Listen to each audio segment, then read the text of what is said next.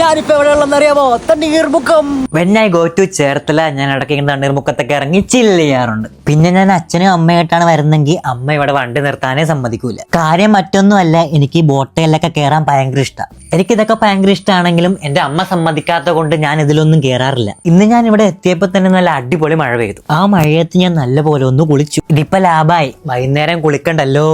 എന്റെ ദൈവമേ, മഴ പോയാ? മഴ പെയ്തെന്ന് പോലും തോന്നുന്നില്ല.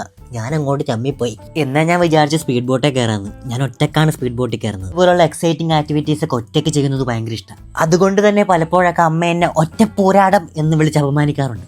എനിക്ക് 10K സബ്സ്ക്രൈബേഴ്സ് ആകുമ്പോൾ ഞാൻ ഒറ്റക്ക് വണ്ടറിലേ പോകും. അത് വേറൊരു മൂഡായിരിക്കും. അത് ഇനി ഏത് കാലത്താണെന്നായിരിക്കും നിങ്ങൾ ചോദിക്കുന്നത്. അത് ഏത് കാലത്താണെങ്കിലും പോകുമെന്ന് പറഞ്ഞാൽ പോകും. 20K ആകുമ്പോൾ നിങ്ങൾ പറയുന്ന ഒരു സ്ഥലത്ത് ഞാൻ ഒറ്റക്ക് പോകും. അത് ഏത് കാരണത്താണെങ്കിലും ശരി, അതെനിക്ക് ഉറപ്പാ. അതിന്റെ ആവശ്യം വരൂല. കാരണം എനിക്ക് ഓരോ ദിവസവും 10 സബ്സ്ക്രൈബേഴ്സും ഫോളോവേഴ്സും വീതാ കുറഞ്ഞോണ്ടിരിക്കണം. എന്താ